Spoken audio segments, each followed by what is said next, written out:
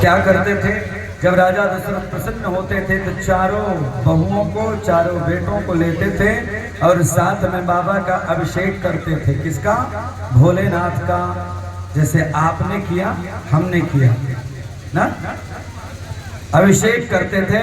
क्योंकि प्रसन्नता में व्यक्ति जब अभिषेक करता है तो भोलेनाथ प्रसन्न हो जाते हैं, आशीर्वाद दे देते हैं महाराज। तो इसलिए भोलेनाथ का अभिषेक करते थे और अभिषेक करने से भगवान प्रसन्न होते थे। एक दिन धीरे धीरे धीरे समय व्यतीत हुआ, सब हंसी खुशी रहने लगे और भरत भैया और शत्रुघ्न भैया को ननिहाल जाना था, सो ननिहाल चले गए।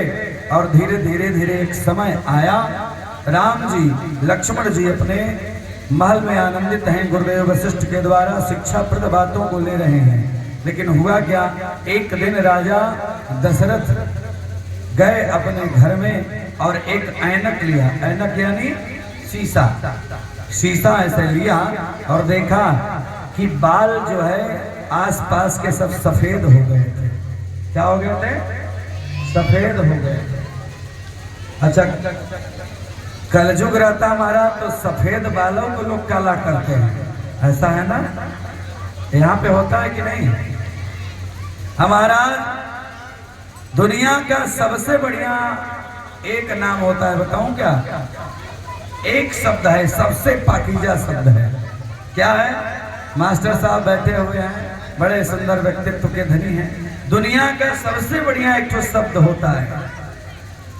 अगर कोई बुजुर्ग व्यक्ति 60 साल का बूढ़ा बुजुर्ग हो, आपके गांव का नहीं दूसरे गांव, हमारे उसको ससुरारी जाना हो, मान लीजिए वो ससुराल गया, हमारा अगर पूरा बाल सफेद हो गया है तो चकाचक डाई वाई लगा लिया, डाई लगा के चकाचक कपड़ा वपड़ा दिव्य नया नया पहन के ससुराल गया।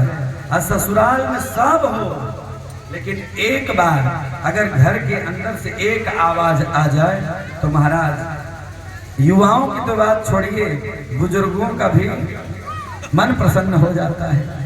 वो शब्द कौन सा है? हाँ, अरे जिसके आगे जी और जिसके पीछे जी। क्या है? जीजा जी। अगर कोई बुजुर्ग को उसकी साली कह दे जीजा जी महाराज, तो समझिए कि उसके में लगता है कि बस 16 साल का एकदम युवा बन गया। तो वैसे ही महाराज भोले बाबा की कृपा से आज कलयुग में ऐसा होता है। लेकिन पहले राजा दशरथ ने देखा कि बाल सफेद हो गए तो उन्होंने सोचा कि अब तो लगता है हमको अपना राजकुमार घोषित कर देना चाहिए, युवराज घोषित करना देना चाहिए और शास्त्र का जो नियम है उसके तहत कार्य करना चाहिए। पूरे गुरुदेव से पूछा, गुरुदेव क्या करना चाहिए? गुरुदेव ने कहा कि भाई राम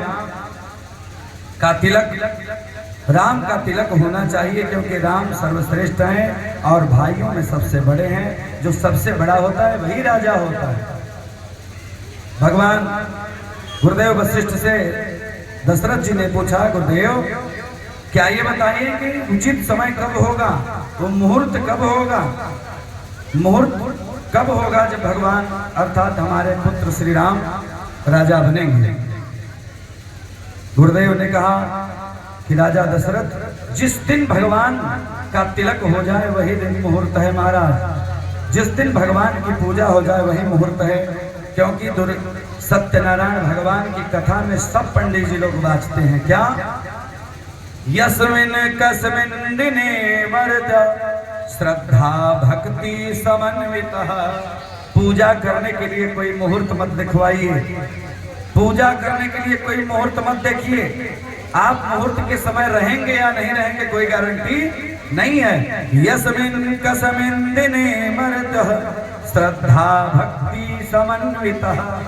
जिस दिन आपके अंदर श्रद्धा हो जाए, विश्वास हो जाए, उस दिन भगवान की कथा कर लो, यज्ञ कर लो, पूजा कर लो, दान कर लो, बना लो अपना। नहीं तो फिर महाराज जब भगवान का चक्र सुदर्शन चलेगा तो किसके ऊपर लग जाएगा कोई गारंटी नहीं है। उसी प्रकार राजा दशरथ ने कहा, ठीक है, ऐलान कर दिया कि आज कल प्रातः काल होते ही राम को राज तिलक होगा। अब यहाँ ऐलान हो गया, पूरी अयोध्या सज गई महाराज, पूरी अयोध्या सज गई। अयोध्या सजने के बाद मंदिरों में महाराज सुंदर सुंदर वातावरण, सुगंधित द्रव्य लगाए गए, सुगंधित वातावरण के पुष्प लगाए गए, बंदरवार सज गया, सब सज गया महाराज। लेकिन धन्य है, रात का समय आया, देवताओं ने सोचा कि महाराज भगवान का जन्म क्यों हुआ है, भगवान का जन्म क्यों हुआ। आप लोगों ने सुना ना कि जब जब होई धर्म के हानि, जब जब होई धर्म के हानि, बाढ़हि असुर अधम अभिमानी, जब जब होई धर्म के हानि, जब जब होई धर्म के हानि, बाढ़हि असुर अधम अभिमानी,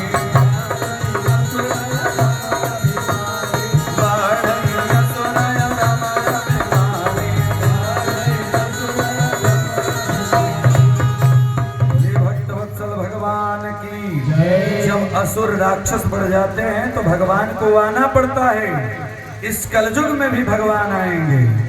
कब आएंगे? जब कलयुग का अंतिम चरण हो जाएगा।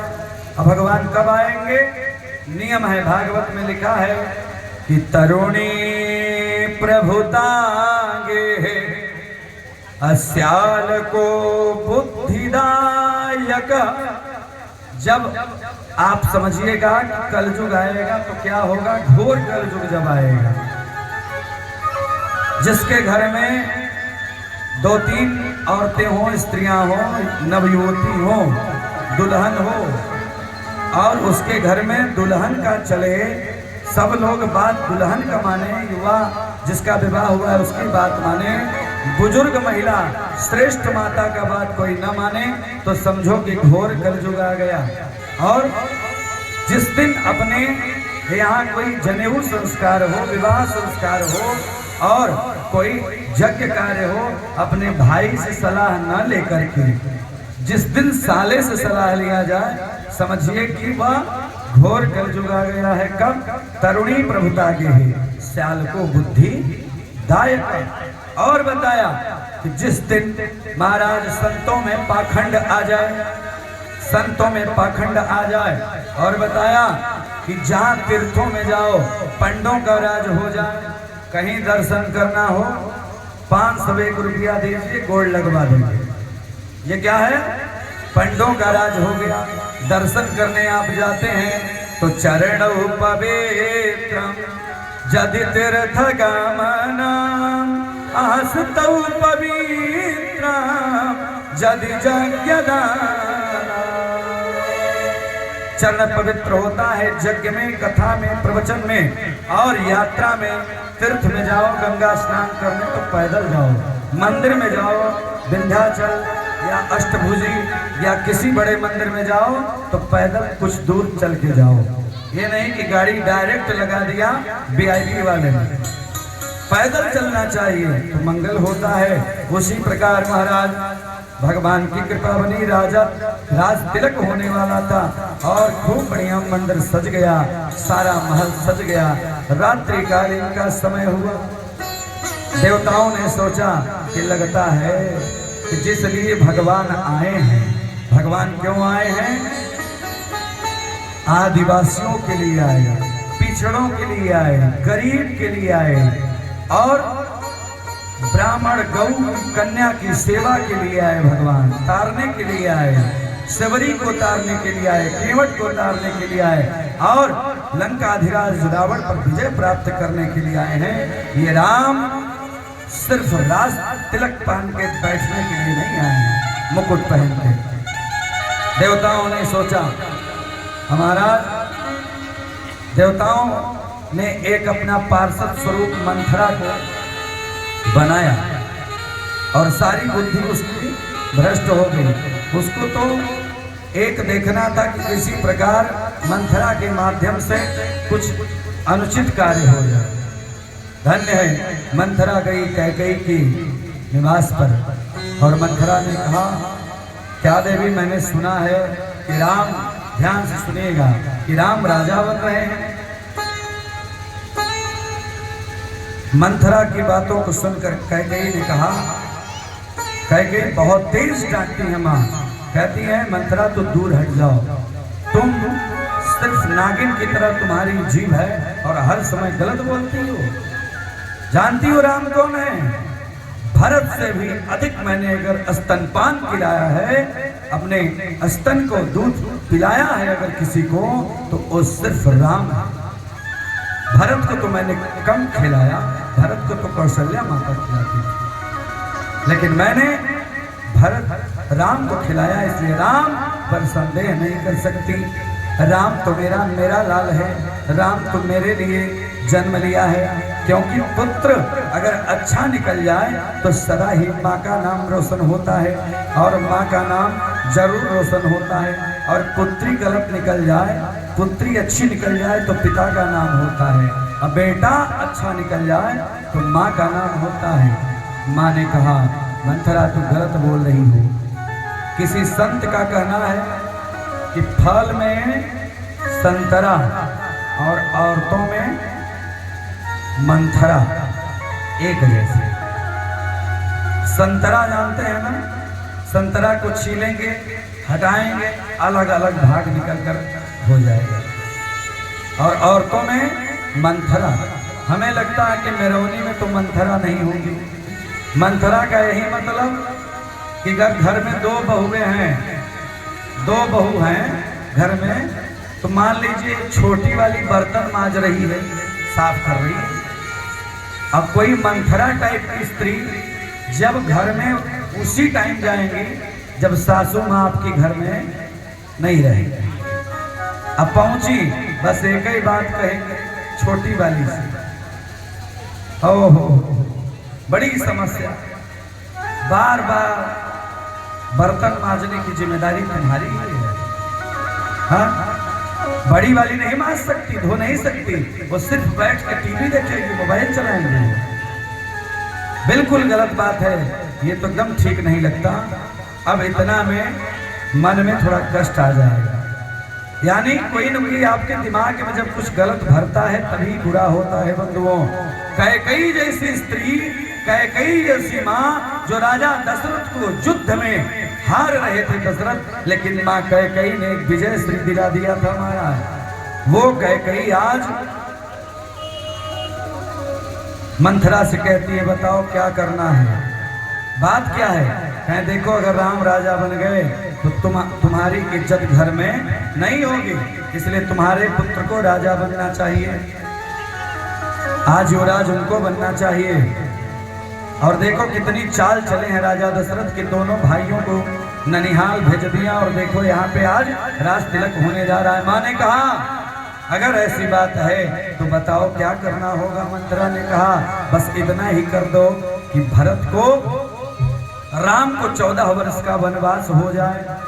अब पहले से राजा दशरथ के यहाँ तुम्हारे 2 वरदान पड़े हैं, और उन्होंने कहा है कि रघुकुल रीति सदा चली आई, प्राण जाय पर वचन न जाई।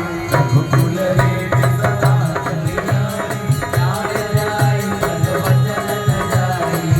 राम जय राम जय जय राम, जय जय विघ्नहर हनुमान। श्री राम जय राम जय जय राम, जय जय विघ्नहर हनुमान।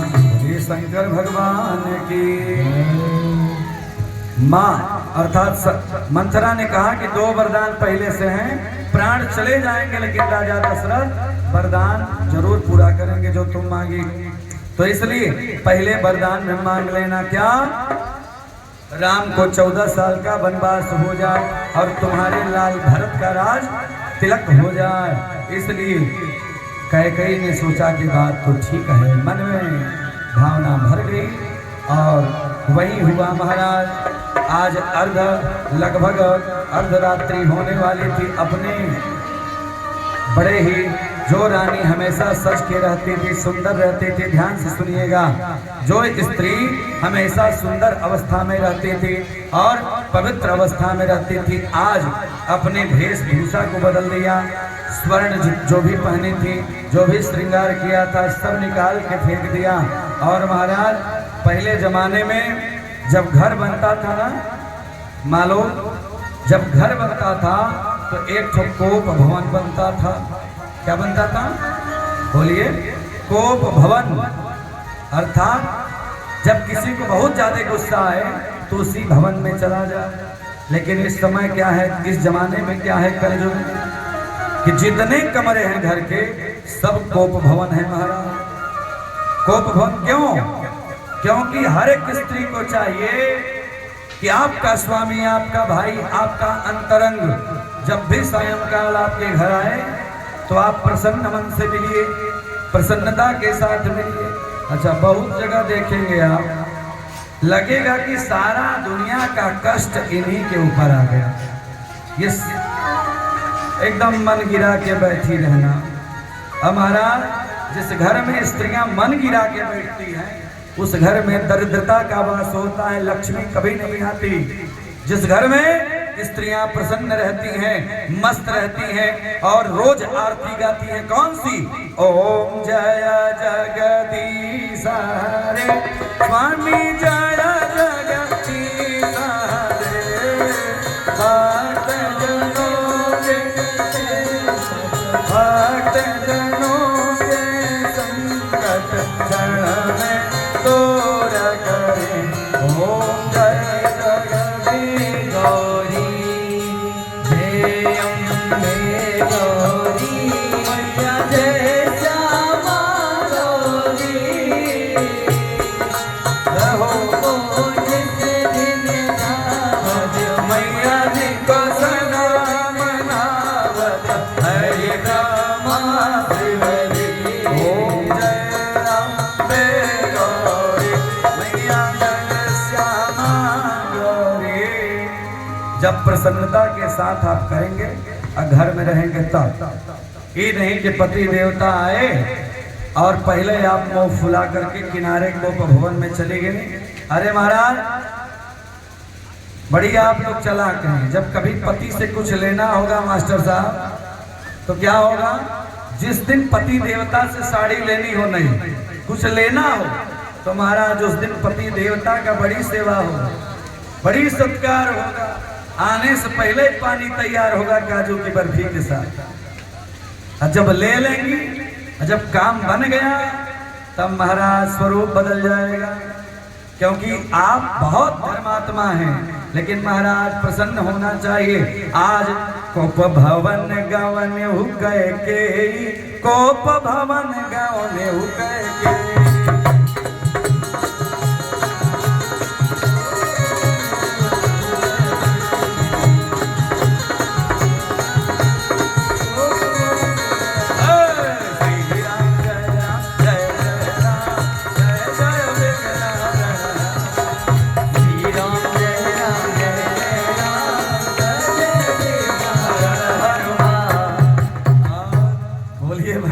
भगवान की कोप भवन में चली गई। अब महाराज साड़ी अस्त व्यस्त पस्त, सारे श्रृंगार की सामग्री अस्त व्यस्त पस्त। अब महाराज राजा दशरथ कौशल्या के कमरे में गए। वहां जाने के बाद कैकेयी जी के यहाँ जब गए महाराज, जब कैकेयी जी को देखा कि पूरा कोप भवन में गई है महाराज, और जाने के बाद पूरे महल में देखा, कहीं नहीं दिखाई दी, कोप भवन में दिखाई दी। गए राजा दशरथ, कहा देवी क्या हुआ? जो 16 श्रृंगार करके हमारी रानी जब सामने आती थी तो हमें बड़ी प्रसन्नता होती थी, आज क्या है, क्या बात है, नाराज क्यों है? हाँ, कैकेयी कुछ नहीं बोली। अब राजा दशरथ कहे, हे देवी क्या कमी है, कहिए। जो देवताओं का राजा कुबेर है, धन का मालिक है, कहो आपके कदमों में डाल दूं। तब वो नहीं बोली। अब राजा दशरथ बढ़ते चले गए। अब देखिए, ध्यान दीजिएगा, कुछ अधिक मात्रा में व्यक्ति को नहीं बोलना चाहिए। हाँ, अब राजा दशरथ ने कहा, हे देवी, कहो तो तुम्हें त्रैलोक्य का सारा समूल जो भी कहो तुम्हारे कदमों में डाल दो। कहो, रकुल रीत सदा चली आई, प्राण जाए बर वचन न जाई, मेरा प्राण भले ही चला जाए, मैं वचन देता हूं कि तुम्हारी बात नहीं टलने दूंगा। हे देवी, मांगो। किसको? यक्ष, गंधर्व, राक्षस, प्रेत, पिशाच, डाकिनी, भूत, प्रेत, पिशाच, किसके वजह से तुम नाराज हो बताओ, तुम्हारे कदमों में डाल दूंगा। कई कुछ नहीं बोली। इतना प्रमाण है महाराज, आज राजा दशरथ जो चक्रवर्ती सम्राट हैं, उनको देख करके दुश्मनों की महाराज बोलती बंद हो जाती थी। आज वह राजा दशरथ अपने धर्म पत्नी के पैरों को पकड़ लिए। कब? तब जब कैकेयी ने कहा कि आप वादा किए थे 2 वरदान देने के लिए, वो वरदान कहिए तो मैं मांग लूं। राजा दशरथ ने कहा, मांगो देवी, जो मांगोगी वो दे दूंगा। अच्छा, पत्नी को खुश करने के चक्कर में आदमी इतना आगे बढ़ जाता है, कहिए मत। क्या जरूरत थी ये करने की? जो मांगो, हाँ, जो मांगो, जितनी औकात है उतना ही दो भैया। औकात नहीं है और चांद तारे मैं तोड़ दूंगा, लाके दे दूंगा। क्या दोगे भैया? नई शादी होती है तो लोग कहते हैं मैं चांद तारे तुम्हारे लिए तोड़ के बिछा दूं, तुम्हारे कदमों में फूल बिछा दूं। क्या कोई बिछाएगा? अरे महाराज, अपने घर की आप झाड़ू पोछा तो कर ही नहीं सकते और उसके लिए कदमों में लाएंगे आप? अपने गांव के सामने धर्म पत्नी को लेकर के मार्केट में जाओगे शहर में तो शर्म आएगी कि पत्नी बगल में बैठी है। और हम और आप निवेदन करना चाहते हैं, जो स्त्री पूरा सब घर छोड़ के आती है, उस स्त्री को आज हम एक साथ बैठाने में शर्माते हैं, शर्म लगती है। लेकिन विचार करिए, राजा दशरथ बढ़ते बढ़ते इतना बढ़ गए, कह दिए जो मांगो वो दे दूंगा। मांग दी पत्नी, कही सुनिए, आपने 2 वरदान कहा था कि मांग लेना, मैंने कहा था बाद में मांग लूंगी, तो आज दे ही दीजिए। 14 साल का राम को वनवास दे दीजिए और हमारे श्री भरत लाल को, मेरे पुत्र को राज तिलक कर दीजिए, युवराज बना दीजिए। मेरा यही संकल्प है। अब ये सुनना कि राजा दशरथ को लगा कि उनके नीचे की पृथ्वी हट गई। राजा दशरथ तत्काल गिर पड़े। गिरने के बाद कहा, हे देवी, एक काम करो, मैं तुम्हारे आज चरणों को पकड़ रहा हूं, प्रणाम कर रहा हूं देवी। सब सुत हो ही प्राण कीना, मेरे प्राण हैं सारे पुत्र, लेकिन राम को तुम वनवास मत भेजो। तुम कहो तो मैं भरत को राजा तो बना दे सकता हूं, बना दूंगा, लेकिन राम को वनवास मत भेजो देवी। लेकिन रानी ने कहा, अगर आप ऐसा नहीं करते हैं तो आपके सिरमौर सूर्य वंश के हैं आप, और आपने कहा कि मैं रघुकुल परिवार से हूं, आप पर दाग लग ही जाएगा। और जब दाग लग गया महाराज, तो पूर्वज आपको देख करके महाराज आपके ऊपर आशीर्वाद नहीं करेंगे, आपको गाली देंगे और आपका नुकसान होगा। क्योंकि जिसके पितृ देवता नाराज होते हैं उसका विकास कभी नहीं होता।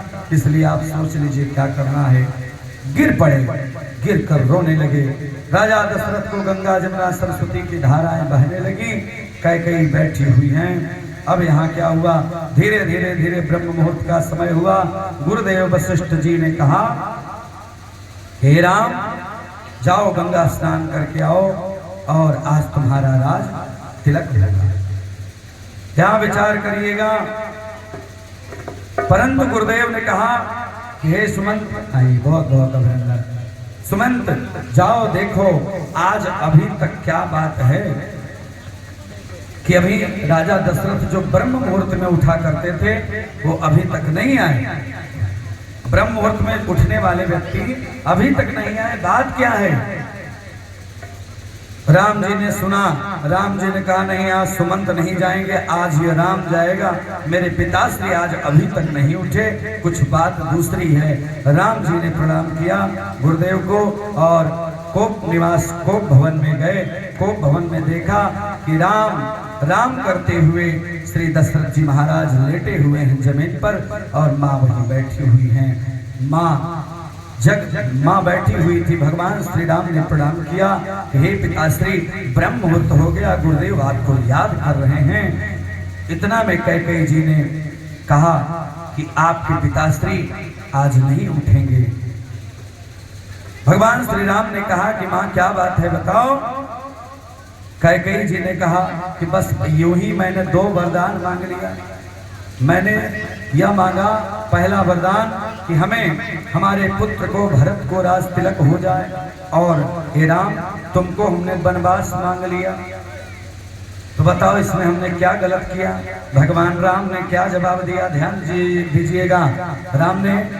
राम भगवान ने क्या जवाब दिया कि माँ सुनु जननी सोई अरे सुत बड़ भागी, जो भी तुम्हारो बचन अनुरागी।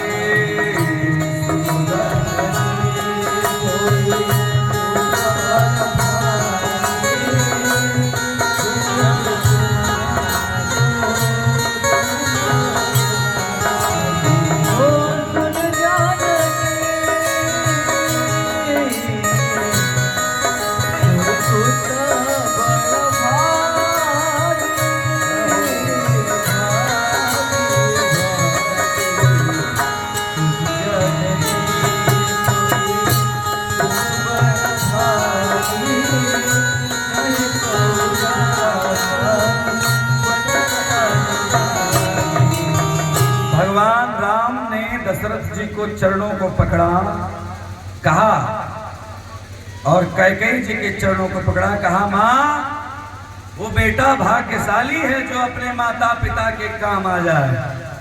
वो बेटा अत्यंत भाग्यशाली है। सुनु जननी सोई सुत बड़ भागी, जो पितुमान बचन अनुरागी। मैं अपने को भाग्यशाली समझता हूँ। मैं अवश्य जंगल जाऊंगा। मुझे जंगल नहीं, मुझे जंगल का राज मिल रहा है। भरत तो अयोध्या का वासी है, अयोध्या का राजा बनेगा, ये तो मेरे सौभाग्य की बात है। लेकिन मैं तो जंगल का ही राजा बन जाऊंगा। महाराज सारे देवी देवता तो जंगल पर्वतों में ही रहते हैं। भगवान ने कहा, राम जी ने कहा ठीक है माँ, प्रणाम किया। उसके बाद अपने पिता दशरथ जी को प्रणाम किया और रात का ही समय था, ब्रह्म मुहूर्त में ही अपने गुरुदेव के पास गए, आज्ञा लिया। उसके बाद माँ कौशल्या के पास गए। कौशल्या से कहा है माँ मुझे जंगल जाना होगा। अब सोचिए उस माँ के ऊपर क्या गुजरी होगी जिसका बेटा आज राजा बनने जा रहा है। लेकिन वो त्रेता की माँ थी महाराज। माँ ने कहा बेटा ये किसका आदेश है? अगर पिता का आदेश है तो मैं तत्काल रुकती हूँ, क्योंकि पिता से अधिक महत्व माँ का होता है। पिता अगर 5 गुना तो माँ 10 गुना ज्यादा मेहनत करती है महाराज। प्रसव पीड़ा मैं सहती हूँ, मैं माँ हूँ, मैं आदेश करती हूँ कि तू राम बन नहीं जाएगा। लेकिन भगवान राम ने कहा कि नहीं माँ, पिता का तो आदेश था ही, माँ का भी आदेश हो गया है। अब माँ समझ गई। कौशल्या जी ने कहा बेटा अगर माँ ने आदेश कर दिया तू अभी तक रुका क्यों है? तत्काल अपना वेशभूषा बदल दो और वस्त्र चेंज करो और निश्चित रूप से वन के तरफ जाओ, क्योंकि कैकेयी ने तुमको ज्यादा स्तनपान कराया है इस कौशल्या से। अगर माँ कैकेयी कहती तो 1 मिनट अब देर मत करो, तत्काल चले जाओ। अब वहां कौशल्या जी को प्रणाम किया भगवान ने। उसके बाद तब तक क्या हुआ, सीता जी को पता लग गया। अब सीता जी आ गई, कौशल्या माँ को प्रणाम किया और कहा कि हे माँ, मेरी मैया ने एक ही बात हमको समझा के विदा किया है। क्या कहा था कि एक ही धर्म एक व्रत नेमा, काया बचन मन पति पद प्रेमा। एक धर्म हमारी माँ ने सिखाया है। तो मेरा पति अगर वन में रहेगा, जंगल में रहेगा, कांटों में रहेगा, शिला फटिक पत्थरों पर सोएगा, तो मैं रानी बन के यहाँ नहीं रह सकती। ये सीता का जन्म ही हुआ है राम के लिए, तो मैं भी बन जाऊंगी। माँ ने कहा कि नहीं, आप राजकुमारी हो, आप नहीं जाओगी। राम जी ने कहा, ए देवी, मेरा जंगल जाना सुनिश्चित है, लेकिन आप मत जाइए। लेकिन सीता ने कहा, नहीं, मैं अवश्य जाऊंगी। प्रणाम किया, आशीर्वाद लिया, वस्त्र चेंज किया, बलकल वस्त्र धारण कर लिया, बनमाला एकदम साधु संतों वाला, एकदम सुसज्जित हो गए। तब तक महाराज क्या हुआ, पता चल गया शेषावतारी लक्ष्मण जी को। लक्ष्मण जी आए और कहे, किसकी हिम्मत हो गई मेरे भाई को वन भेजने की। मैं कहता हूं जिसकी अगर हिम्मत हो गई, मैं एक बार उससे अवश्य बात करूंगा। लक्ष्मण जी की बातों को सुनकर राम जी ने कहा, भाई बन जाना जरूरी है, क्योंकि मेरा जन्म इसलिए नहीं हुआ है। लक्ष्मण जी को पूरा विश्व विस्तांत बता दिए कि मेरा जन्म क्यों हुआ है। यदा यदा हि धर्मस्य ग्लानिर्भवतु भारत अभ्युत्थानं धर्मस्य तदात्मानं सृजाम्यहम्। मेरा जन्म दुष्टों के संहार के लिए हुआ है, राक्षसों के संहार के लिए, इसलिए हमें वन जाना पड़ेगा। भाई सुमित्रा नंदन ने कहा कि भाई भैया, आज तक मैंने न किसी को गुरु माना, न मैंने किसी को बहुत ज्यादा किसी को पिता माना, और न ही मैंने किसी को माँ माना, बस आपको ही माना। कैसे माना? जैसे हम और आप गाते हैं, त्वमेव माता।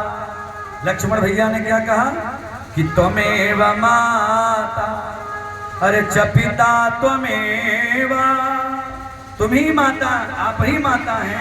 हे भैया, आप ही पिता हैं। त्वमेव माता च पिता त्वमेव, त्वमेव बन्धो च सखा त्वमेव।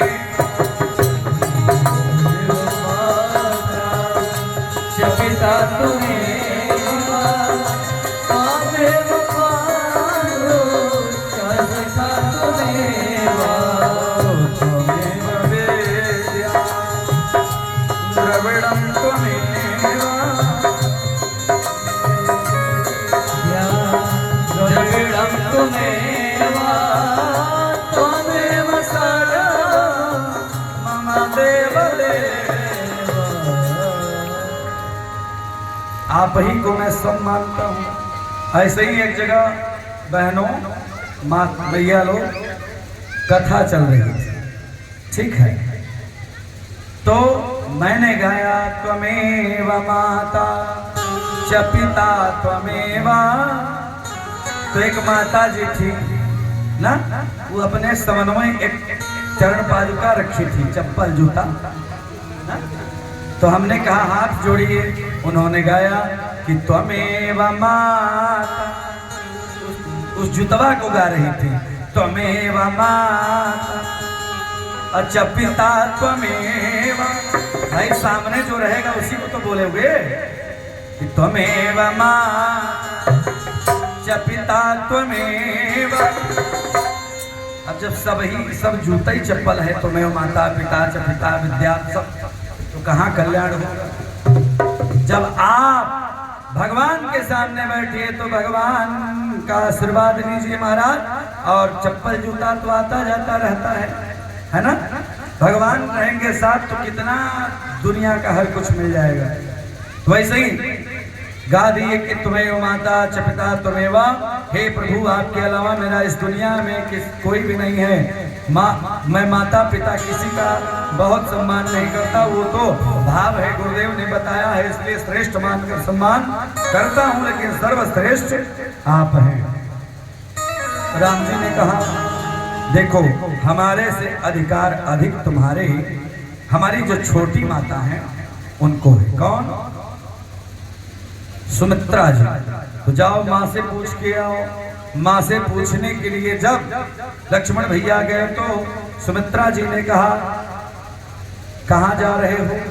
बताया कि राम भगवान की सेवा में जा रहा हूँ। माँ ने कहा, पूछने क्यों आए?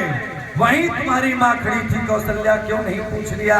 लगता है कि तुम माँ मुझको कह रहा है, लेकिन आज मुझे ग्लानि हो रही है कि मेरा पुत्र तू है, और तुझे ये पता नहीं कि तुम्हारी माँ मैं नहीं कौशल्या है।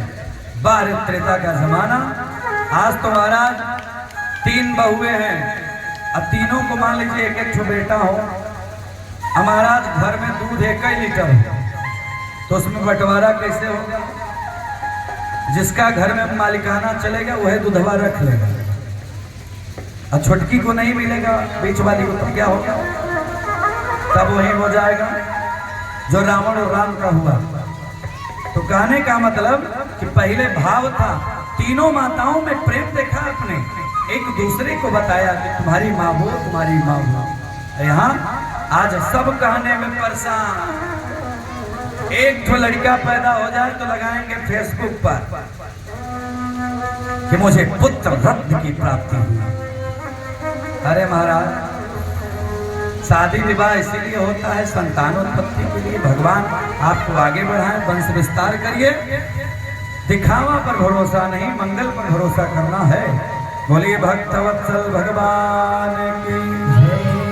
लक्ष्मण जी तत्काल बलकर वेश धारण किए और गए। फिर राम जी ने कहा, सीता मैया ने कहा, माँ सीता ने कहा, ए लक्ष्मण भैया एक निवेदन करूं,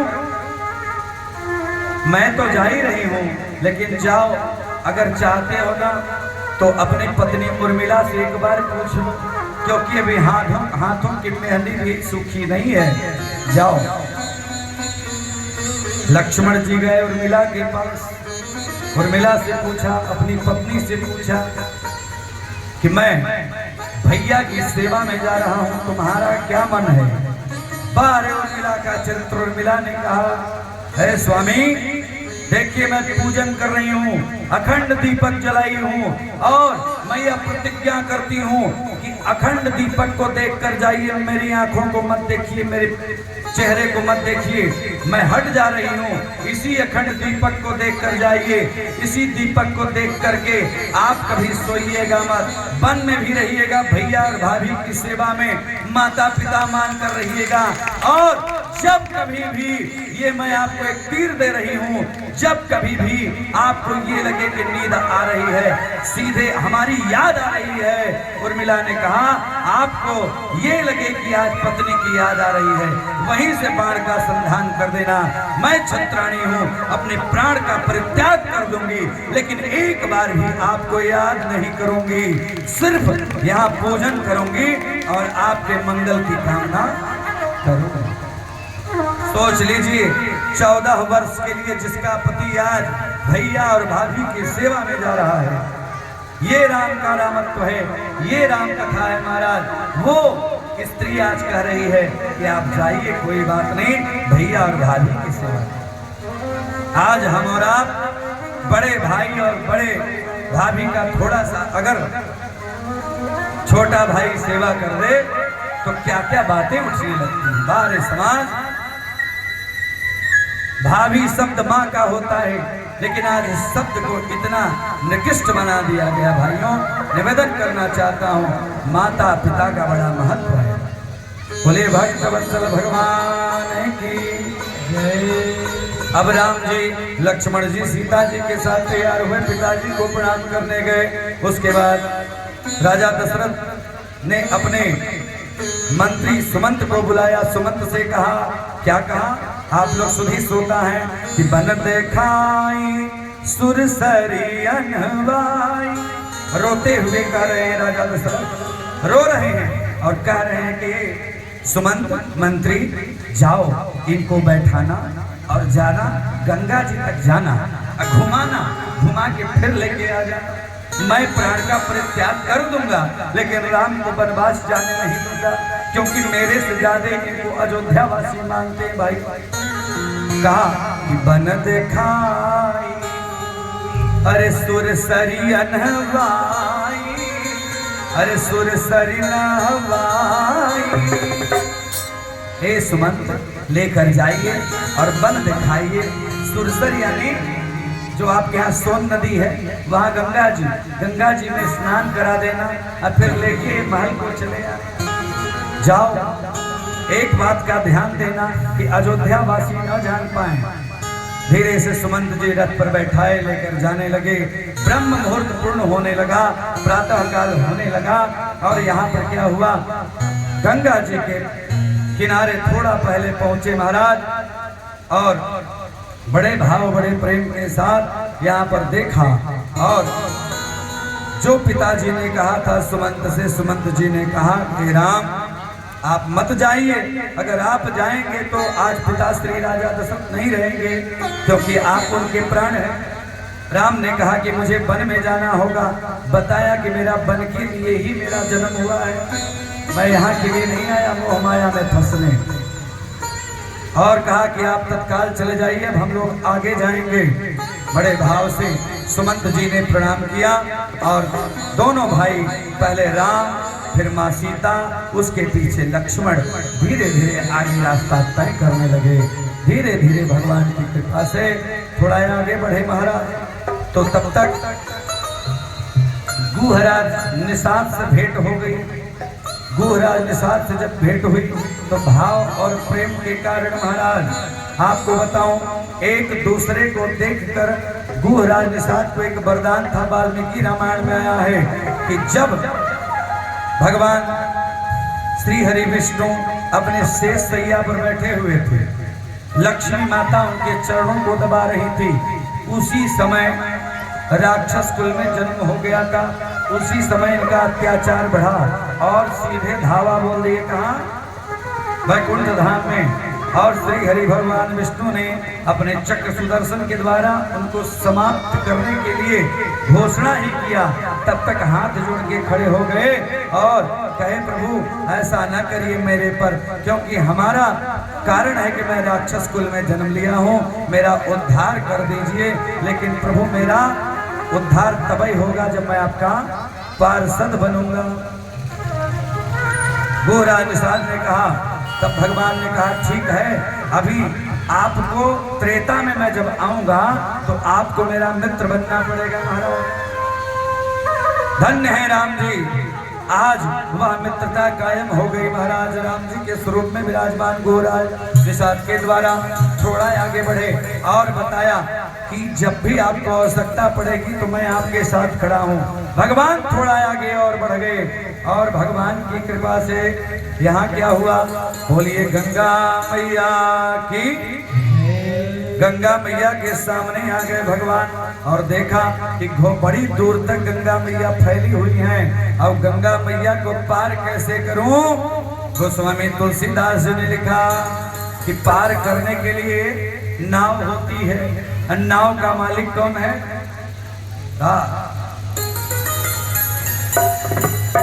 भगवान गए और महाराज जो मुखिया होता है, जो मालिक होता है, वो सर्वश्रेष्ठ होता है। और भगवान राम ने कहा, गोस्वामी तुलसीदास ने लिखा कि मांगी नाव न केवट आना, कहीं तोहार मरम में जाना। मांगी नाव न केवट आना, कहीं तुम्हार रहो में जाना। मांगी नाव न केवट आना, कहीं तुम्हार रहो में जाना। श्री राम जय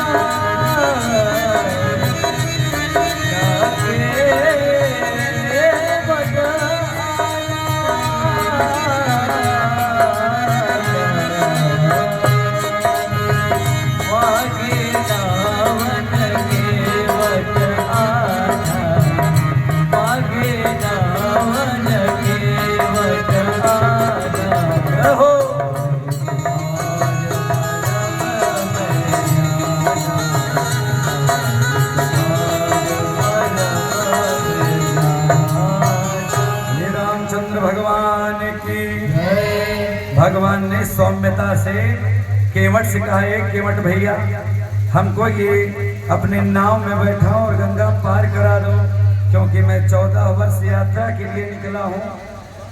बारे केवट भैया, केवट गजब का विद्वान। महाराज हमारे शास्त्रों में वर्णित है, धर्मशास्त्र में वर्णित है कि जो राम कथा में केवट और भरत का चरित्र सुन लिया, अर्थात मुख्य केवट का चरित्र सुन लिया, तो उसे पूरी राम कथा सुनने का लाभ उसी दिन प्राप्त हो जाता है।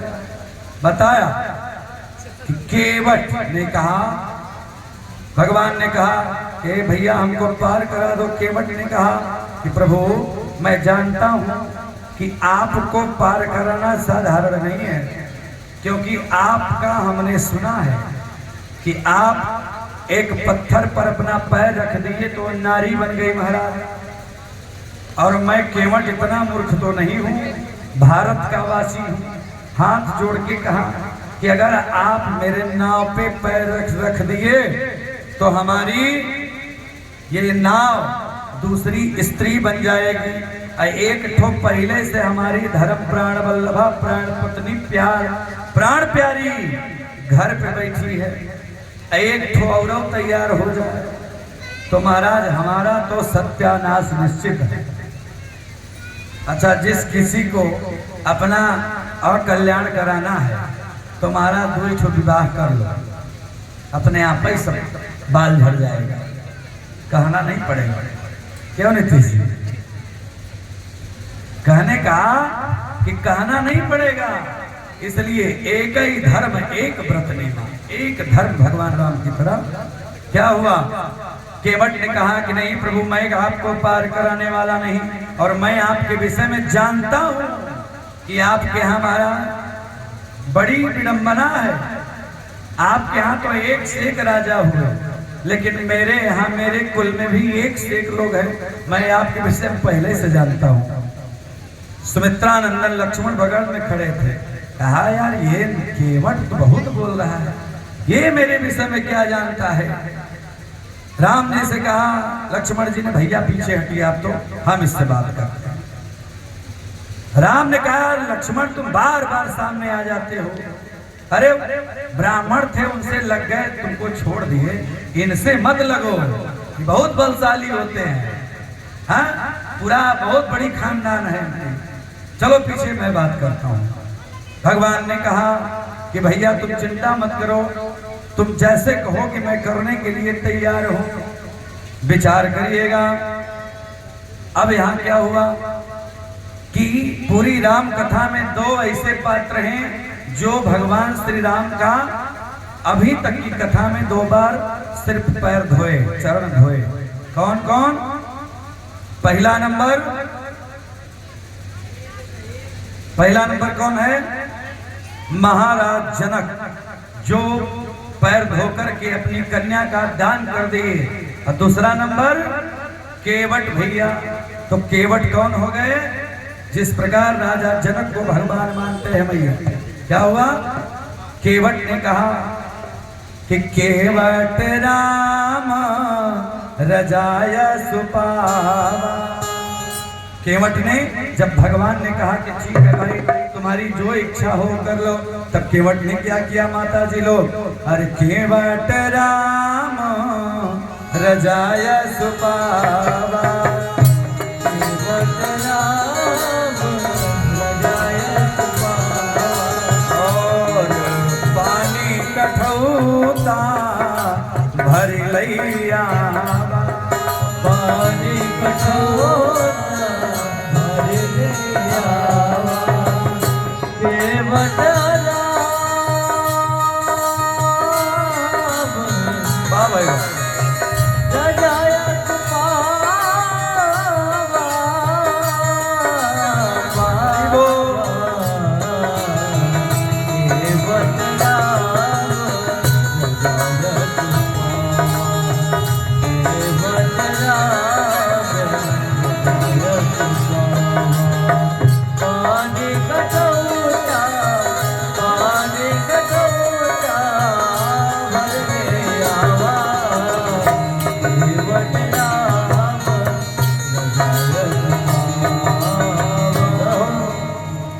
केवट ने क्या किया, हम सब सीखें। केवट जब भगवान की बातों को सुन लिया कि नहीं अब जो इच्छा हो कर लो, तो पहले अपने कुटिया में गया, अपने कुटिया में गया। अब विचार करिएगा, वो था गंगा जी के किनारे, लेकिन महाराज पानी कठोर, अपने पहले धर्म पत्नी को लिया। अब पत्नी से कहा कि चलो आज प्रभु श्री राम आए हैं, जो अखिल कोटि ब्रह्मांड नायक है, जिनके लिए हम लोग आज तक इंतजार करते रहे, चलो पूरे वंश का, पूरे परिवार का कल्याण हो जाएगा प्रिया, चलो। बारे केवट गजब का विद्वान था माता जी लोग। क्या हुआ, गंगा जी के किनारे है, लेकिन गोस्वामी तुलसीदास जी ने लिखा है कि पानी कठोता, कठवत में, कठवत समझ रहे हैं ना, पहले काठ वाली कठवत होती थी, आपके यहाँ होती थी कि नहीं?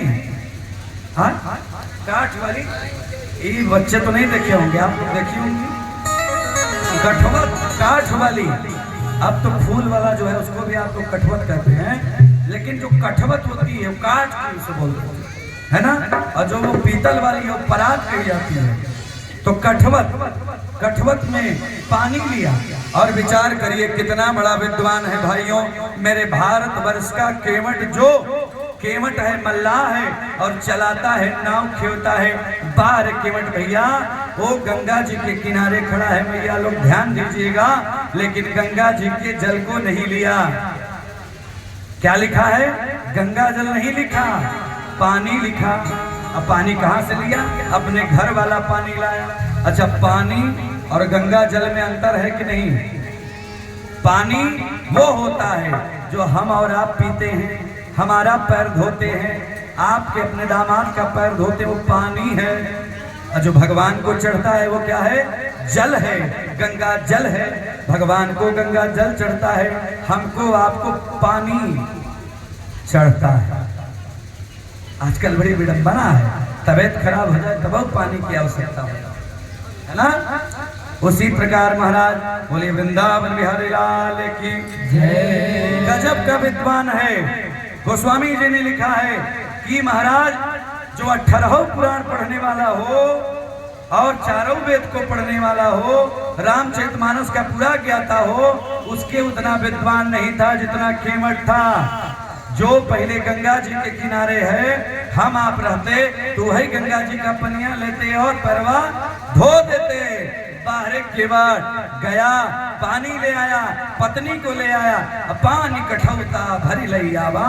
अब महाराज खूब बढ़िया से भगवान के पैरों को रखा, अब बढ़िया चकाचक मलमल के साफ करके धो रहा है। और धोने के बाद लिया, और लेने के बाद अपने जलपान किया, पत्नी को दिया, बच्चों को दिया, परिवार में दिया, पूरी खानदान में बांट दिया।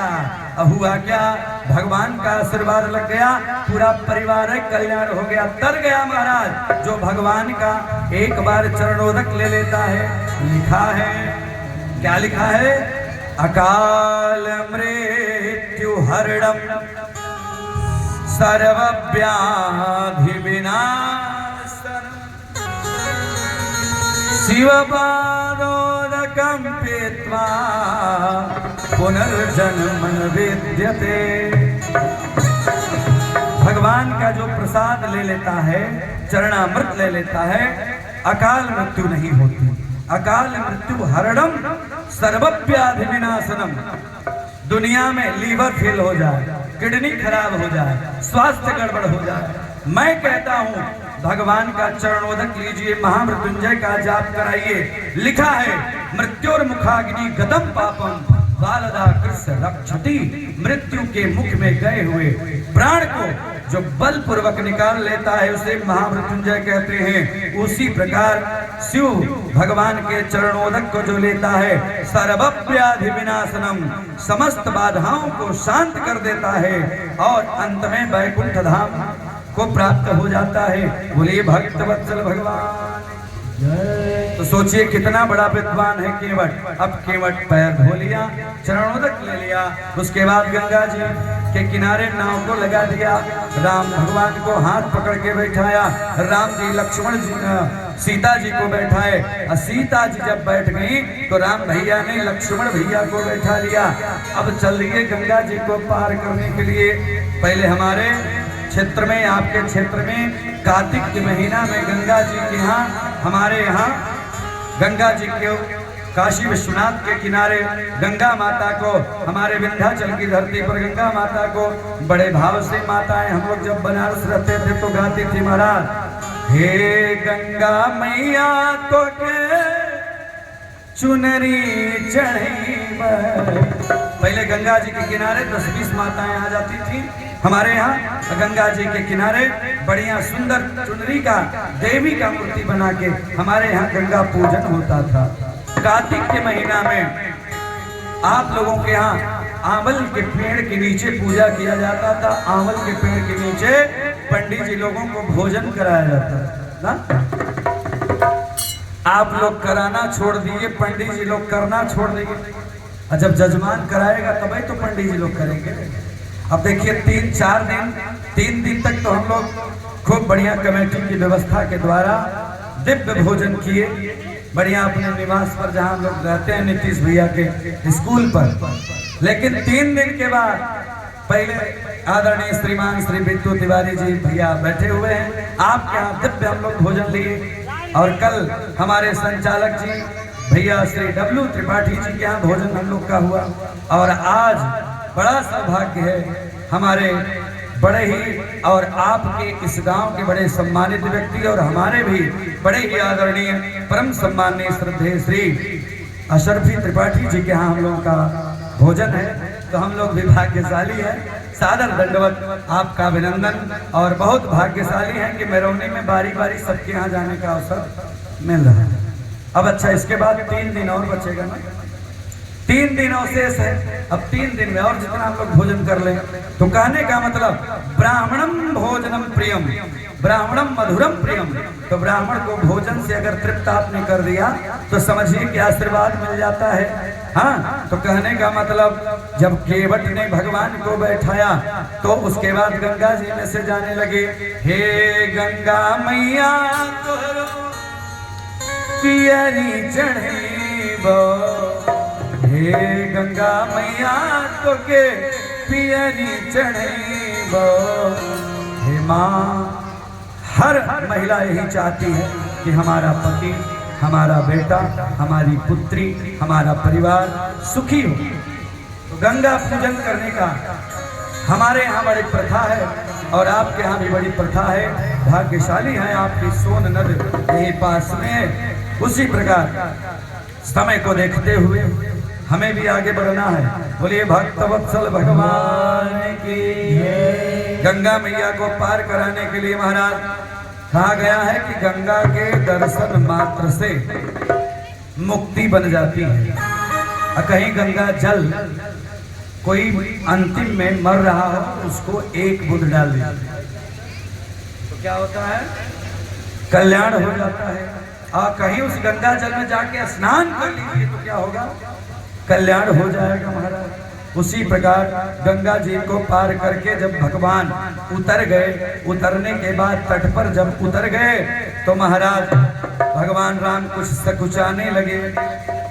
सीता जी की तरफ थोड़ा सा देखा, बाहर धर्मपत्नी ऐसी होनी चाहिए। राम जी ने देखा, आज सकुचा रहे हैं भगवान, यानी लज्जित हो रहे हैं थोड़ा सा। उनको लगा कि मैं आज उतराई नहीं दूंगा केवट का, क्योंकि जो कोई कार्य करे उसका जरूर कुछ देना चाहिए। तो उतराई नहीं दूंगा तो आज हमें सकुचाना पड़ जाएगा। बारे माँ ने देखा और अपनी एक अंगूठी निकाला, मुद्री निकाला और दिया, हे प्रभु लीजिए, केवट भैया को दे दीजिए और आप मेरे रहते आपकी आंखें झुकी नहीं होनी चाहिए, दीजिए। पर पत्नी ने दिया, अर्थात सीता जी ने दिया, भगवान लिए केवट को देने लगे। अब केवट भैया ने कहा, नहीं प्रभु, जब आप आएंगे तो उतराई उसी समय लूंगा जब वापस 14 साल बाद आप आएंगे। प्रेम से बोलिए भक्तवत्सल भगवान की। भगवान श्री राम थोड़ा आगे बढ़े, क्या हुआ? अखी अनुसुईया के पद गई सीता,